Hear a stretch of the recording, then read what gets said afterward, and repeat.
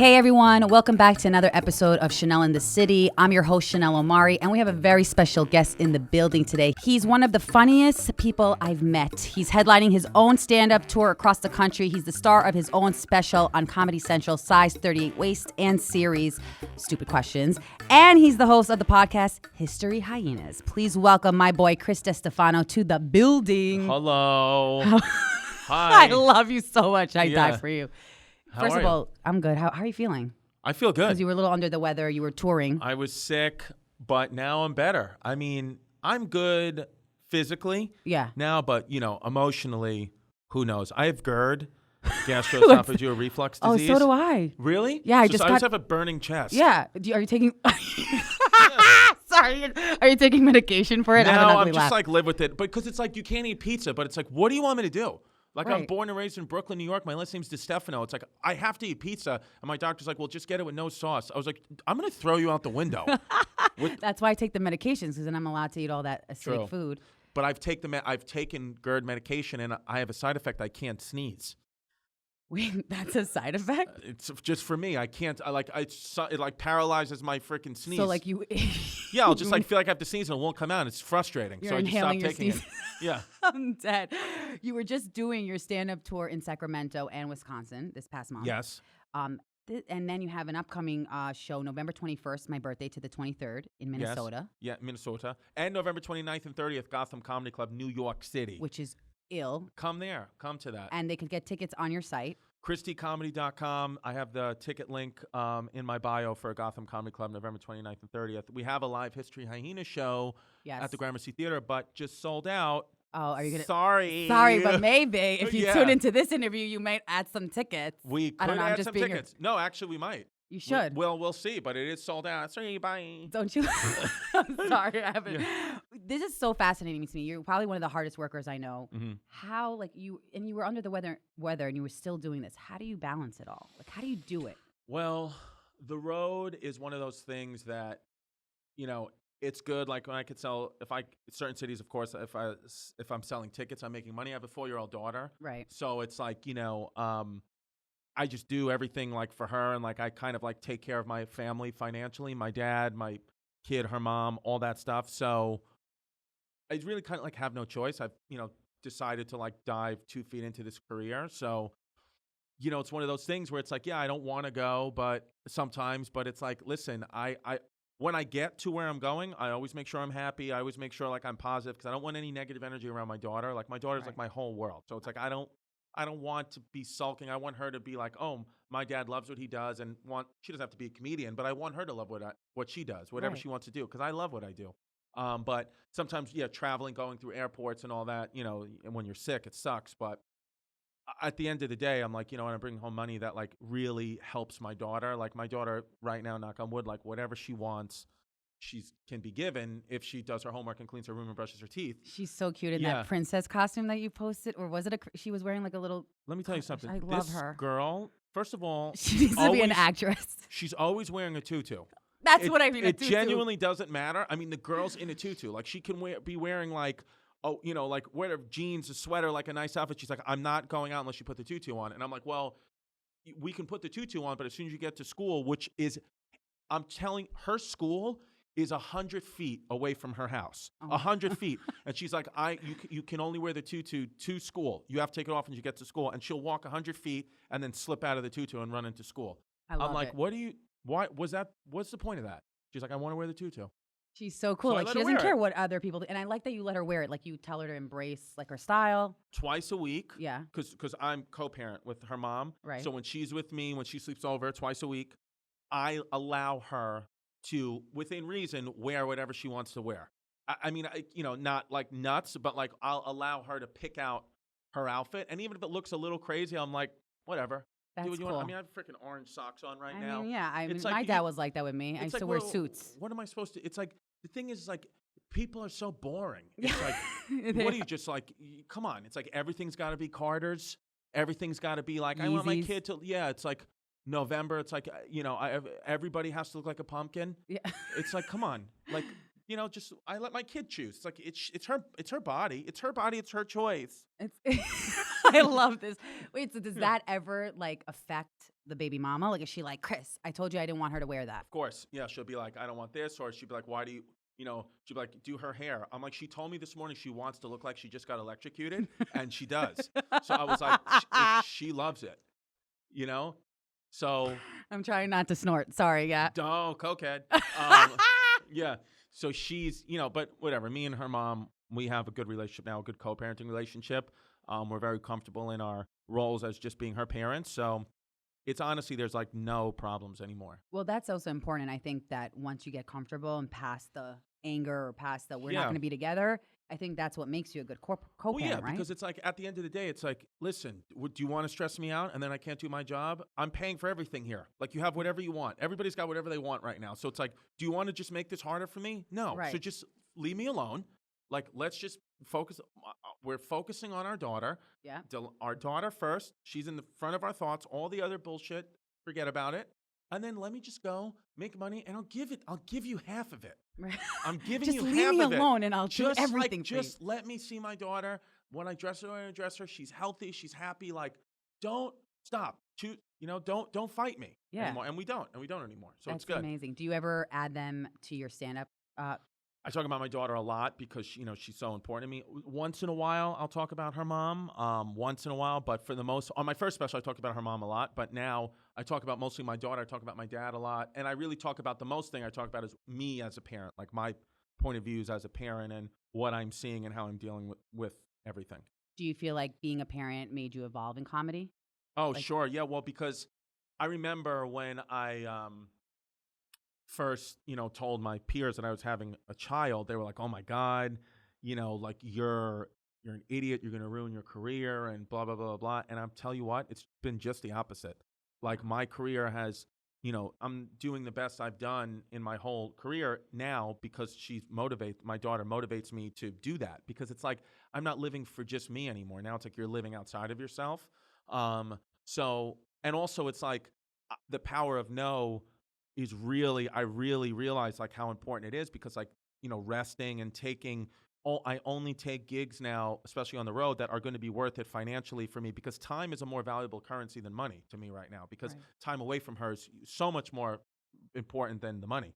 So if it's not worth the time and the money, it's very easy to say no. Where I used to be like, well, I'll just got to say yes to everything. And then you overdo it. And then there's problems with that. So I think like she's made me such a better comedian, more importantly, like just a better person because you have to like, when you become a parent, it's like you have to, or at least I think like I had to really like self-reflect and try to figure out like all like the really ugly parts about me, the questions that I didn't want to answer. Not that I think we're all like works in progress. Like I'll never know everything about myself, but I want to have as many questions answered. So when my daughter starts to go through things or ask me questions, I have figured those things out already. So I can help like lead her to make the right choices. I'm aware it's not always going to be perfect, but I'm attempting to like really just like, viscerally look at myself and, see what I like and what I don't like so I can help her. Well, I also think she's lucky to have a father like you that also makes light of things because as a woman, as a girl, you're going through high school, you're going through middle school. Yeah. There's mean girls. Yeah. She's going to be able to come home and talk to you about it. And when she is upset, you're going to be able to get her out of that funk. Yeah. When she's like, "Daddy, like, like girls are so mean," I'm like, it's 2029, just be trans.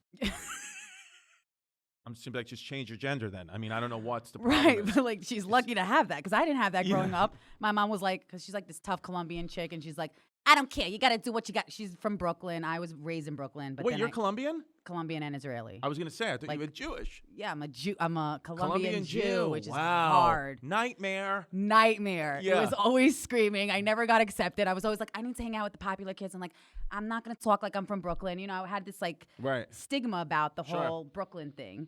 And then, just being raised with a woman who's from Colombia, she's like, you don't know what it's like to have it tough. Sure.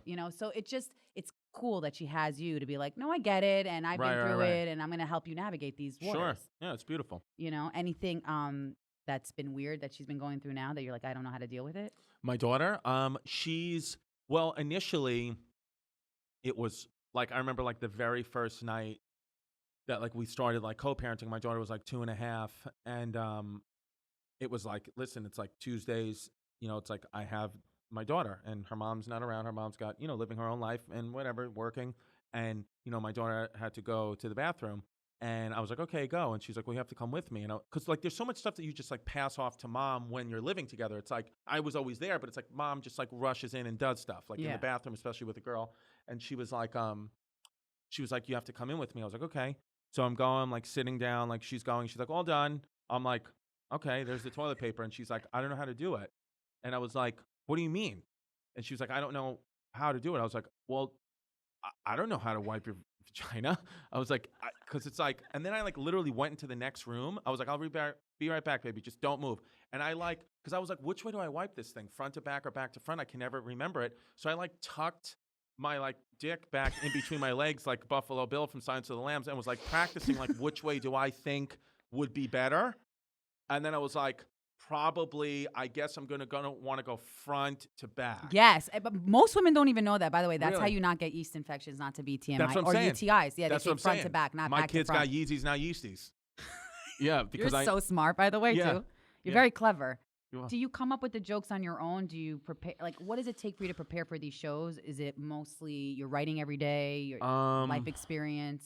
I would say for me, so what I want the audience to take away from my comedy always, like what my goal is always, is I want them to feel like the show didn't even start and then it's over. In other words, like I don't want them to ever think that I'm like telling jokes. I want them to think like, oh, this is just a guy being funny at the end of the bar. Like the show starts and it's just funny. Like you're like, he's just talking. It's funny. It's a style. Like I would never say this is my next joke or this is my last joke or you guys didn't get that joke. I would never say that because I always want it to be like, we're just talking like this. Yeah. And it's just funny things are happening and you're, whatever, they're coming out of nowhere. And like, that's what I want.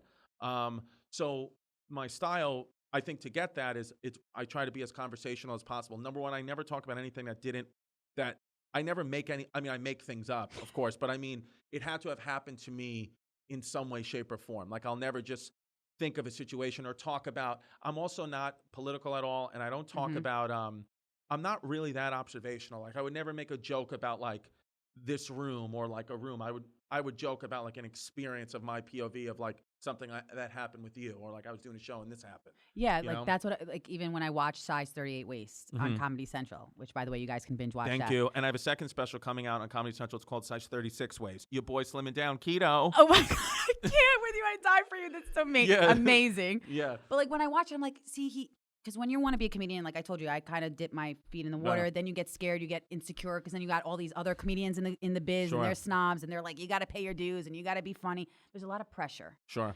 How do you stay confident? How do you not talk about race or politics? Because you're one of the few comedians that actually talk about experiences and make it funny. Yeah.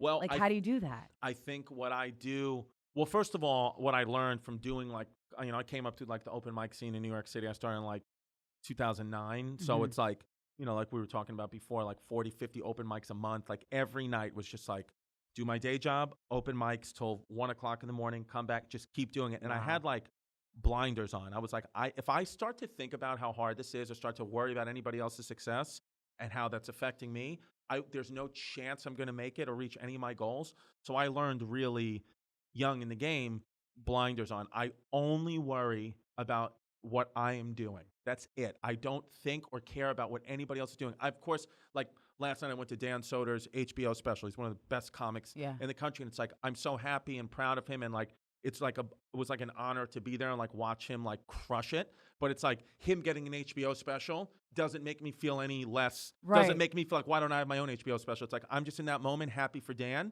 And then I'm back because now I really have to. Now that's another thing having a child has. It's like, my circle is small. It's like, it's me and my kid. And of course, like, her mom and my mom and dad and they're my family and I love them. But it's like, I'm only thinking about every day, what are me and my daughter, what do we need to do here? We're like a little unit. So it's like, what does she need?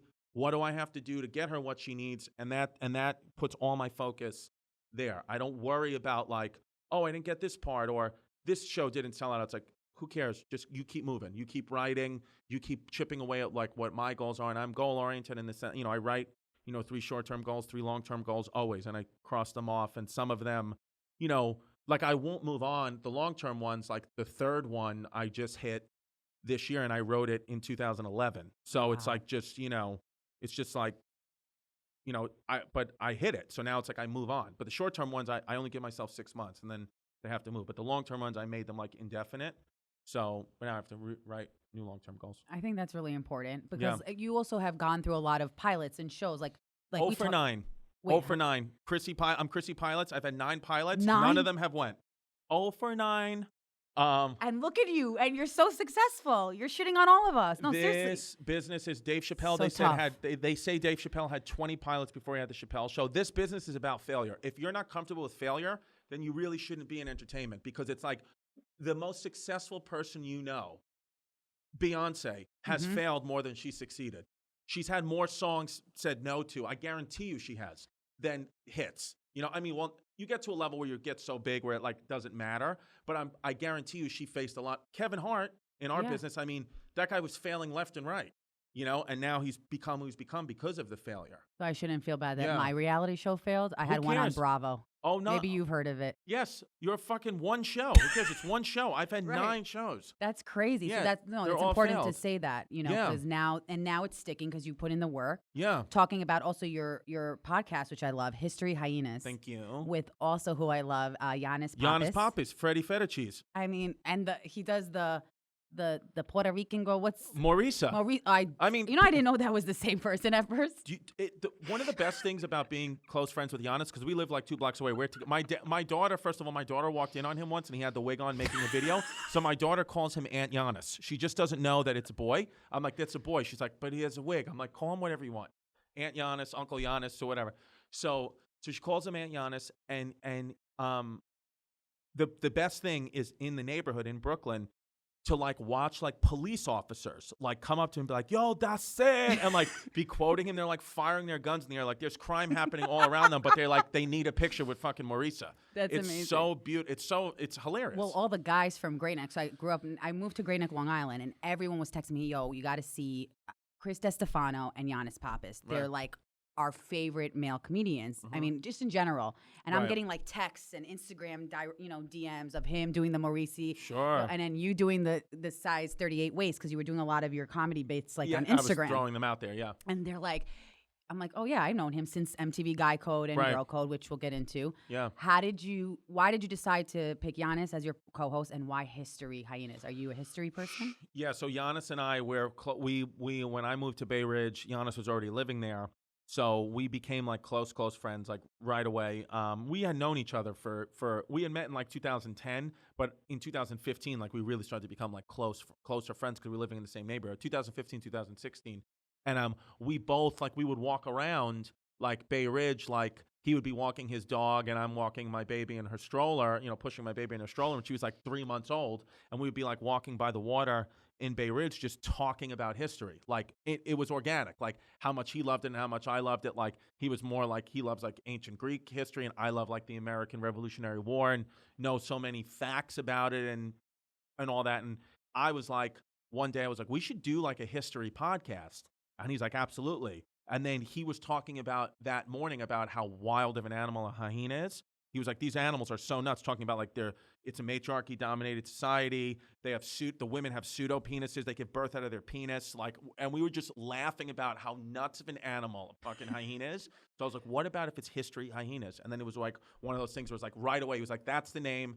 And then we started like 6 months later, because like you get excited about something and then like other shit happens. Yep. But then once we started in February, we only started in February of 2018. That's it. So I thought it's been, because you've just been climbing up the podcast charts like heavily. Recently. Well, because we've had, now that it's like kind of like we know what we're doing a lot better than, of course, when we first started. Like we just had Bill Burr on, Nate Bargatze was on today. We've had Jim Gaffigan on, like huge guests. We have Colin Quinn coming in, like these guests that are like such huge comedians that like are also fans of history. And, they like that, Bill Burr said he was like, he likes coming in, like we're just talking and it's something different for him. He's like, oh, I get to learn some more about history. So that's what we want. Like we want it to be like, we want you to take away from our podcast, like you're obviously laughing first and foremost, it's funny. Yeah. And then, you can learn a little tidbit about history. Like you can go to like a party that night and be like, oh, did you know fucking this happened? And then you're like, where'd you learn that? It's a good conversation starter. And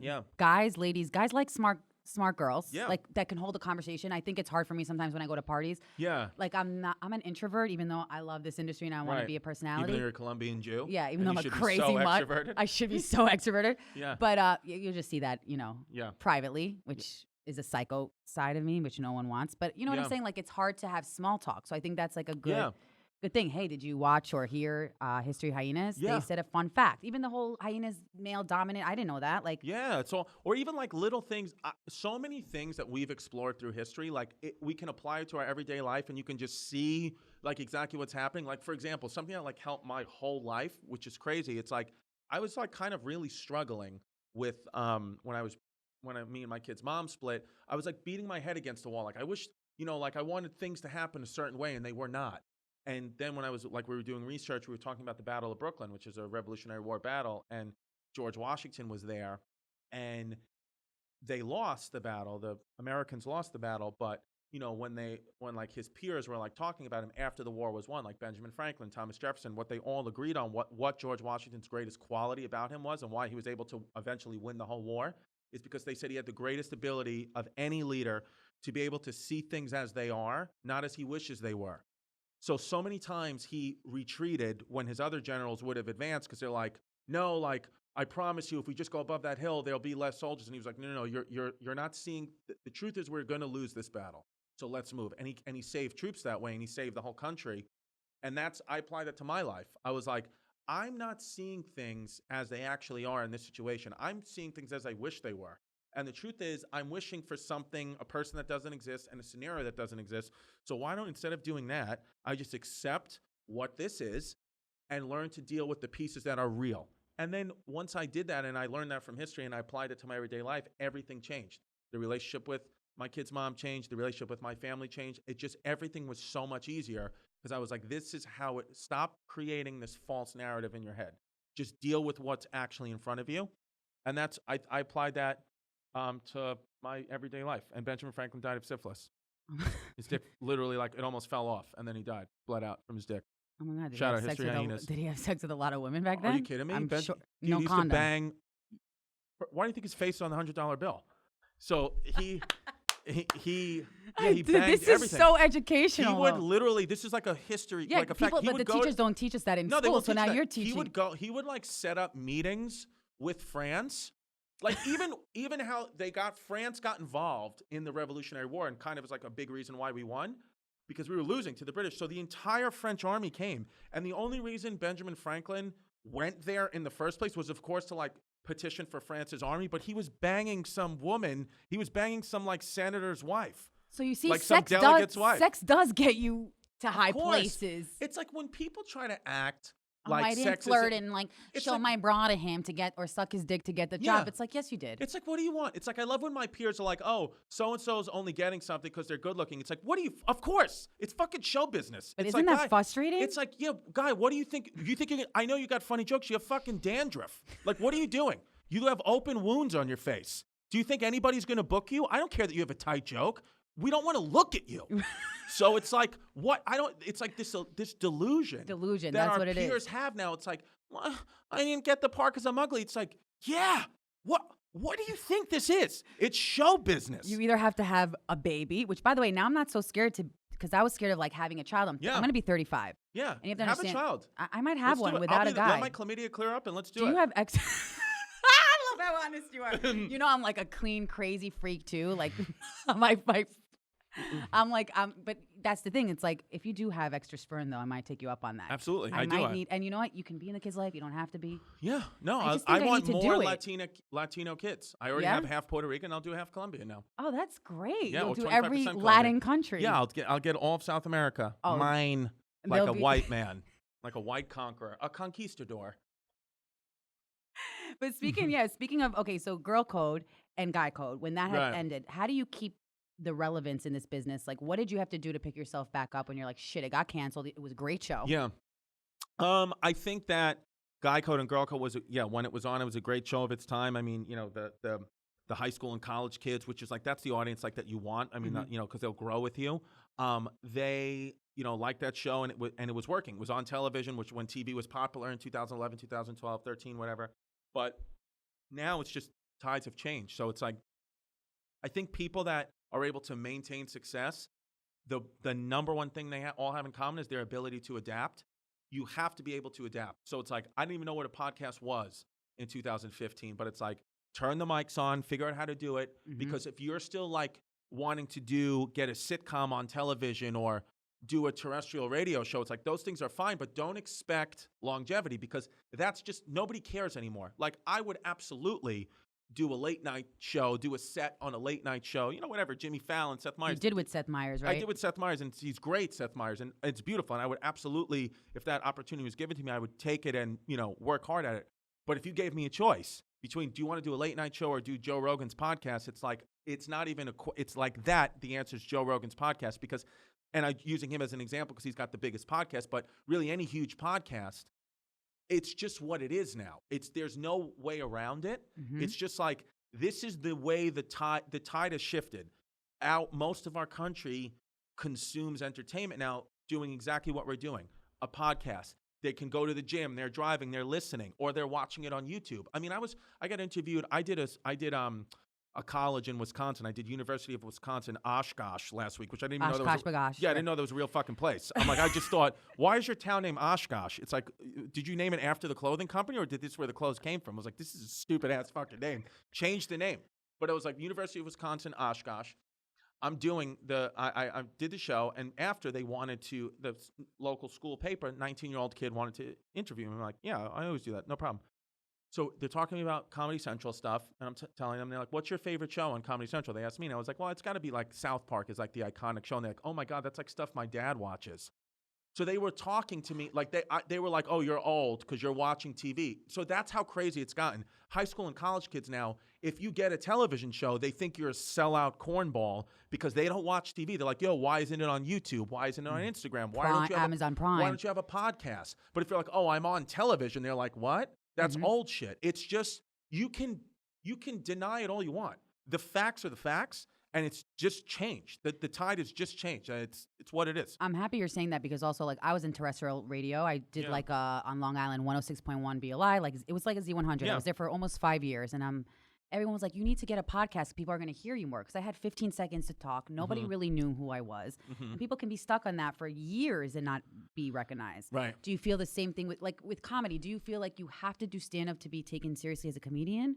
Or can you kind of do specials on Comedy Central and Netflix and be still a comedian? Well, I think that now it's become clear. Like initially, when podcasting and YouTubing and all that, and YouTubers started to like do stand up, people be like, "Oh, their stand up sucks." It's like, yeah, their stand up does suck, but guess what? That has nothing to do with their YouTube or their podcasting. It's like somebody can be excellent at podcasting and excellent at YouTube, and they should be able to go to a venue and sell those tickets. Absolutely, because they're proving that they have a very good skill set. Stand-up is a different thing, just like it's different, just like YouTube, and these people are practicing at YouTube and practicing at podcasting. Stand-ups are practicing stand-up. It's a different art form. It's a different art form from improv and from sketch. It's like, yeah, sometimes, somebody from SNL will do stand-up and people will be like, oh, their stand-up sucked. It's like, yeah, because they're sketch people. Right. Like, so it's not, stand-up's a different thing. It's like, I know plenty of stand-ups who they're excellent at stand-up. I mean, excellent. They can't do podcasts. They can't do sketch. They can't do anything else.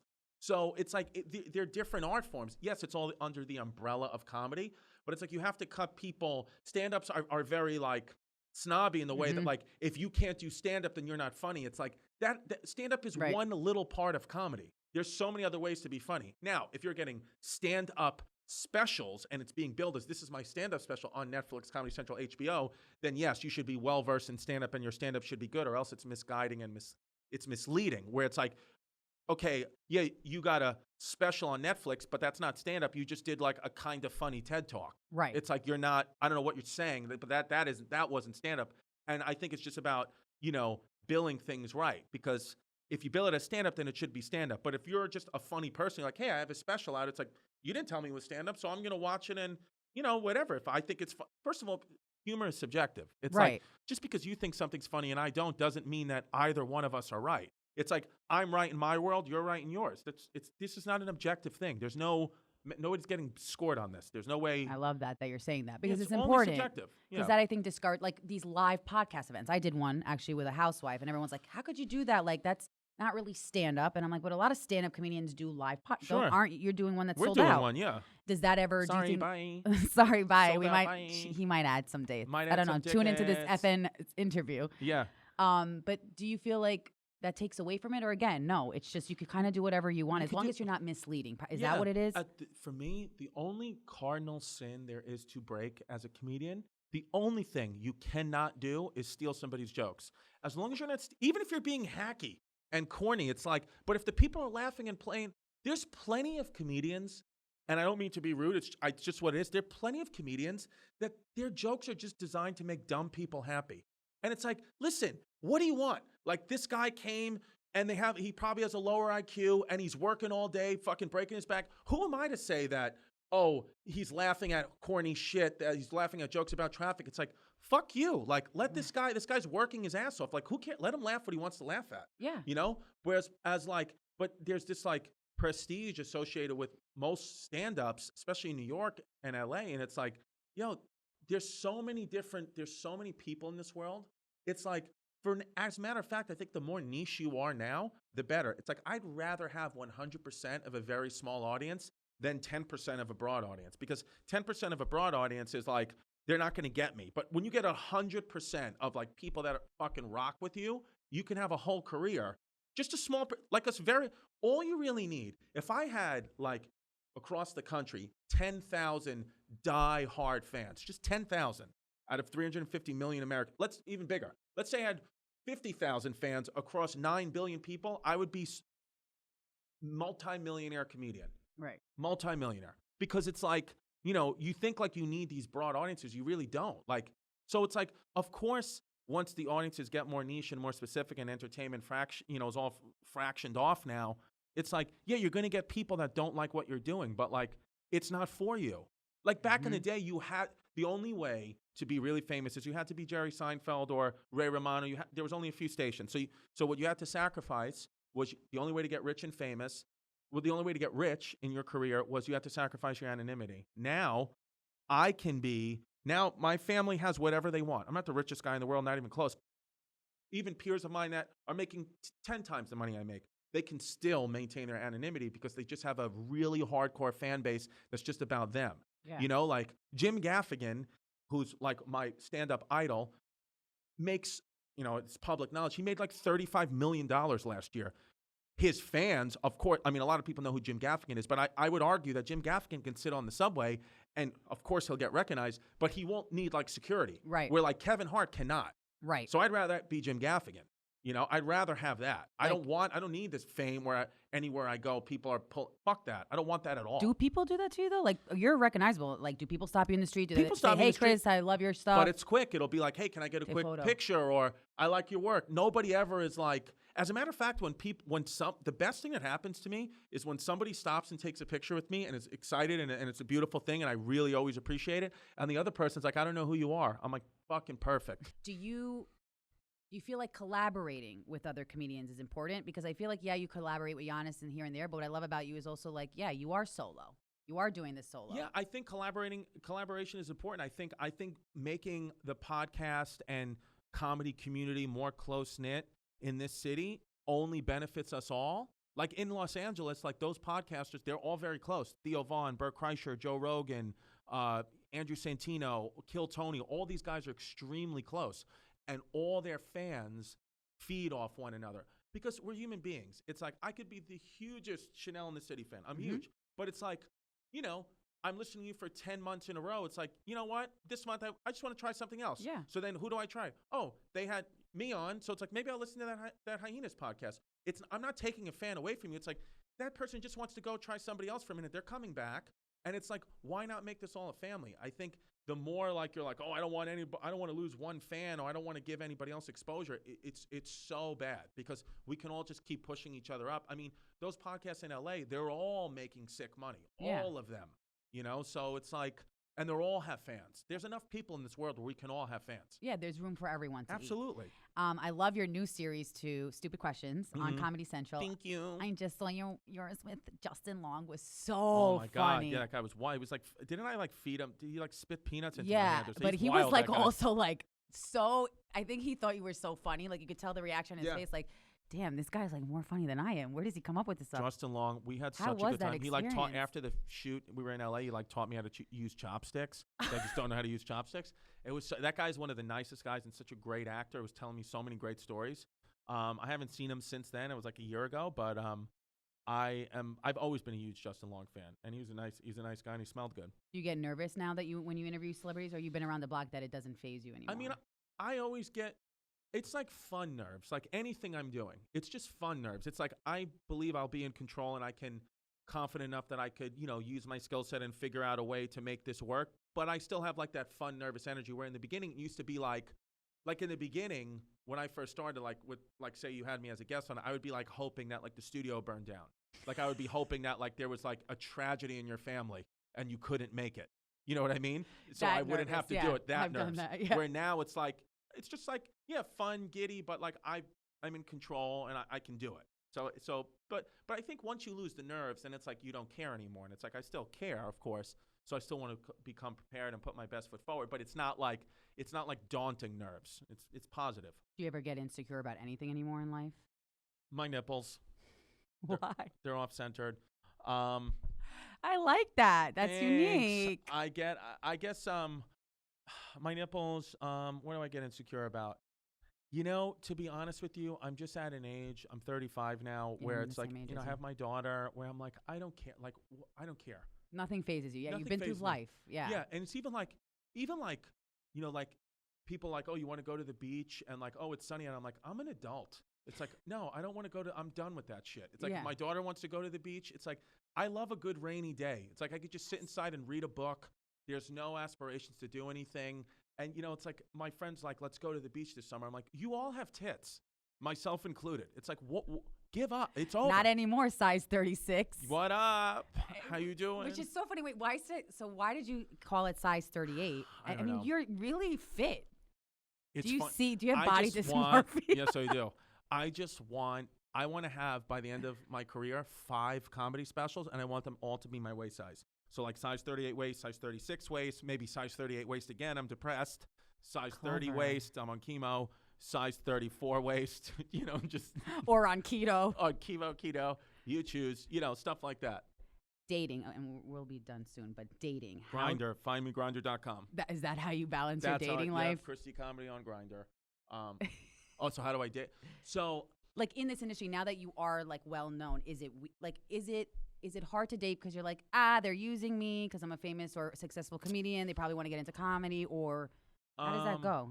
I kind of feel like, I am who I am now. If you know my work, and if you're like whatever, like a female, and like my work, and that drew me towards you, then it's like that's just who I am now. So it's like I have to just accept that. It's like when sometimes my friends are like, oh, but she's only going on a date with you because she saw your comedy. It's like, well, I'm doing my comedy. It's like I can't change that. What is that? What should I penalize her? It's like that's how the girl saw me. Right. Like it.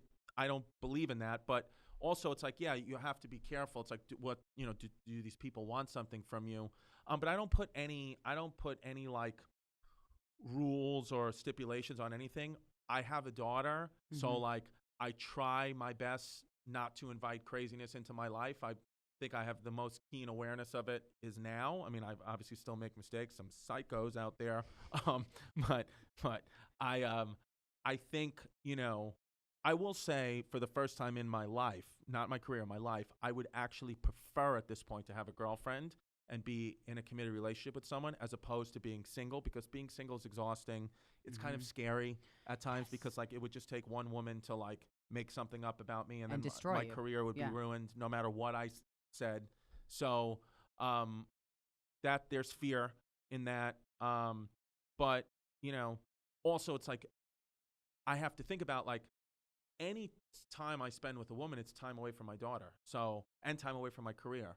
So it's like what, so it's like that right person hasn't, I haven't found that yet. I don't know that necessarily I was looking. But, now I'm at a different place emotionally that I've kind of like, I've had my fun. Yeah, and they have to like get along with your daughter. They have to respect you as a person. They would have to respect that. Yeah, like things come up like last minute, like really I'm looking for a defeated woman. I'd like a woman who's thrown in the towel. Like just a woman who's the last thing I want in a woman is energy. If you want to go out and do shit, like spontaneous. If I ever hear a girl say let's be spontaneous, just know I'm out. I mean it's not happening. It's like it's just not going to happen. It's like if you would like if this is if you're the kind of lady where you would like where a perfect Friday night would be going out to a nice dinner in my neighborhood or your neighbor or the girl's neighborhood, having a nice dinner, eating pasta, drinking maybe a couple of glasses of wine, being in bed by 10:30 p.m. with maybe one more glass of wine, watching Pretty Woman, that's perfect. Sign me up for that. And we're going to wake up at 8 a.m. and maybe go take a fucking, class we found on ClassPass. We can go do that. But if you want to go out till 6 a.m., oh no, it's just not. And you want to do coke and go to Marquee and one yeah, like if you that like club hopping. You want to go to a Halloween party. What do you mean? I'll go to a Halloween party in somebody's house, but it's like I'm not paying $100 to go to some bullshit. I'm not doing any of it. I'm not going to be out till 4 a.m. anymore. I just don't care. And people are like, well, you're old. Yeah, I don't care. It's like the thing is now, it's like I just would rather just do what I want. So that's what I'm saying. Like I would like a woman with no energy. So if you have energy issues, DM me. Yeah. Christy Comedy. I love that. Before we wrap up, the Chanel in the City, what is your favorite in Brooklyn, in New York, or Staten Island, whatever it is? What's your favorite restaurant to eat at? My favorite restaurant to eat at? I would say there's a place that just opened up 2 years ago. It's not well known yet, but I think the food is so fucking good.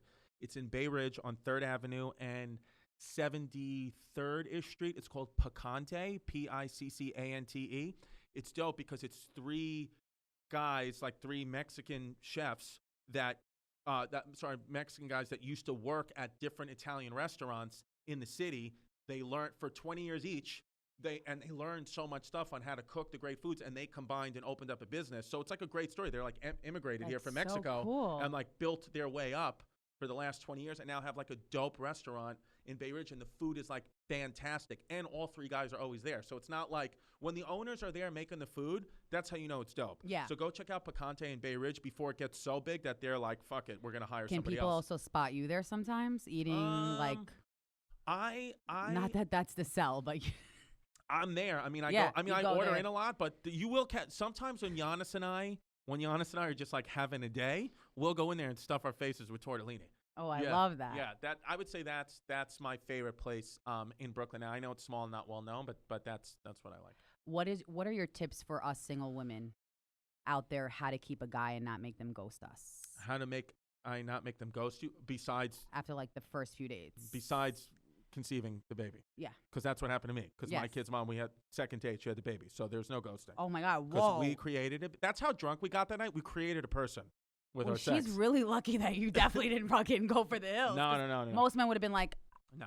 Change my number. No, I don't regret anything. It's all great with my daughter. Like when she told you she was pregnant after that night, you were like, okay, let's do this. Well, when she found out a couple of months later, I was like, But were you dating during those months? We started, things started to get like, we started to like, I really liked her and all that. So we were at a place where we were kind of dating anyway. But then it was like sealed. I was like, yeah, no, I'm in. I really like whatever. I wanted to be the baby's dad, and it's good. I don't regret anything. My whole life changed for the better. But as far as single women, it's tough to date out there in New York. It's tough to date. It's like, I would probably say in anybody, in men or women, the number one thing that drives me away, either it's consciously or subconsciously, either I'll verbally tell you or like my actions. If I sense or smell insecurity anywhere, I'm out. An insecure woman or an insecure guy, the most dangerous person on this planet, the most dangerous person is an insecure man. Oh my God, I love that you said that. Every time I say that to my ex-boyfriends, they're like, you're psycho. We've never heard that phrase. So I'm happy you're saying that. When I see that, when you see like a guy like beat his wife or killed it, it's like it's all insecure male ego bullshit. Mm-hmm. As soon as I see that, it's like, bro, you're gross to me. It really bothers me like to a core. And same with a woman. Mm-hmm. When that insecurity, listen, there's things where it's like jealousy is like a little jealousy here and there. It's like, it's nice to be wanted and loved. But when it starts to get into insecurity, like, I don't like that because that tells me you're not confident. And what it leads to, insecurity leads to is codependency. And I don't want codependency. Listen, I'm old school. You're never going to pay for anything. with me. Like if we go out to dinner, I'm never gonna be like, we have to split this. I'm not some fucking beta male, Right. but it's like I will 1000% pay for stuff and want to do things for you. But I think it's nice to know. I think two things. I think one, it's nice to know for me as the man that like you're doing your own thing and you're as independent as possible. But you know, you allow yourself to like feel like you let you be the woman and me be the man, and like I can pay for things and do things, and like that's what serves me, and it serves you to like me to like want to pay for things and serves you to like want to receive things. Mm-hmm. So that's one. And two, I think a woman who is making a lot of money and doing well, the guy doesn't have to make more money than her. I think that's stupid when it's like becomes like a numbers game.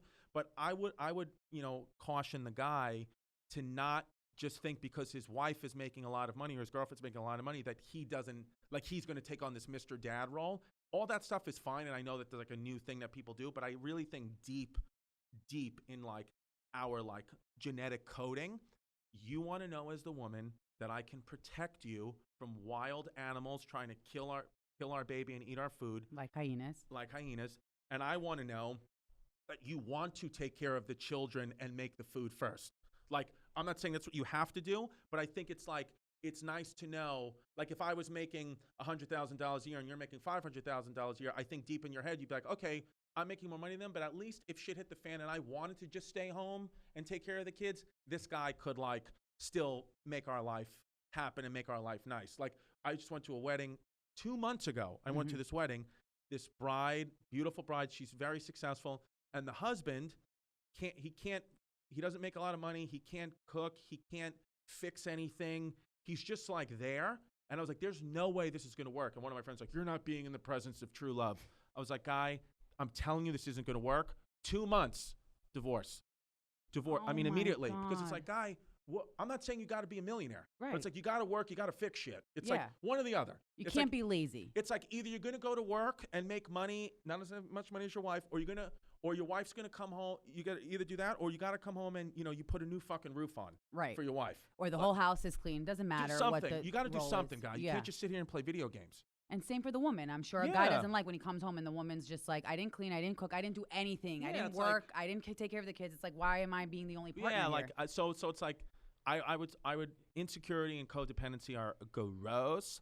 But no wonder I'm still single. No, but and codependency, like it's okay to be codependent on someone in certain times, but I mean like where like, you know, like you can't breathe without the person. You can't breathe, like That's you're so crazy.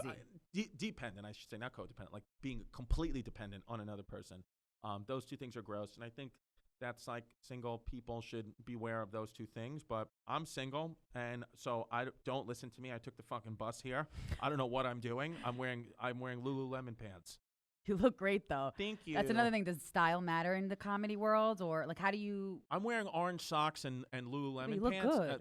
But I'm just saying, like I think it matters, but it's like whatever. When you're on stage, it's like I have the floor now, right? So it's like you're just gonna deal with what I look like. I like, you know. I love that. Yeah. So. Well, Chris, thank you so much for being here. We can follow you at Christy Comedy Christy Comedy all over Instagram, Twitter, everywhere. My website, ChristyComedy.com. Also, HistoryHyenas.com and at HistoryHyenas on Instagram. And it's on Spotify, all the platforms. All that, Spotify, Apple, wherever you get your podcast, the Hyenas are there, baby. I love it. I'm going to go binge listen. Binge watch, binge listen. It's on YouTube, everything. History Hyenas on YouTube. What do you see for Chris Distefano in the next 5 years? What ultimately would you want to my main goal right now is ticket sales. So it's like in 5 years, I want to just be, no matter what city I go to, I have a theater sold the fuck out. That's what I want. I want the power of my career to lie in the hands of my fans. Not any corporations, not any TV networks. I want it all to lie in my fans. So that's what I want. I'm making more fans, making more Hyenas, and I just want, in 5 years, that to be my entire career. My fans dictate what happens to me. Amen. Even if you're in movies, everything. I want it to be the power in my fans, because then you can take nothing away from me. You can Target can always pull the ad. You're right. But your fans, if they fuck with you, they fuck with you. I love that. Yeah. Thank you so much for everything. Thank you for being here, and stay tuned. No, thank you. No, thank you. I would love to be like in a sketch with you. You are so funny. Can we please do it? I appreciate it. I'll even be your assistant. Come on the road. Be my assistant. I'll be your bitch. Be my bitch. I need a job. I need people to respect me. We'll employ you. Please, I'll fucking just cook and clean for me. I'm gonna be like, I I paid my dues, bitches. I'm Yeah. working for Chris Distefano. If I said that, no bitch would even have anything with me. Besides my baby mama. I do not want to go head to head. No. A Colombian and Puerto Rican? Oh my God. Whoosh. Yeah. She'll beat me. She'll beat my ass. Hell yeah. Oh, they're tough.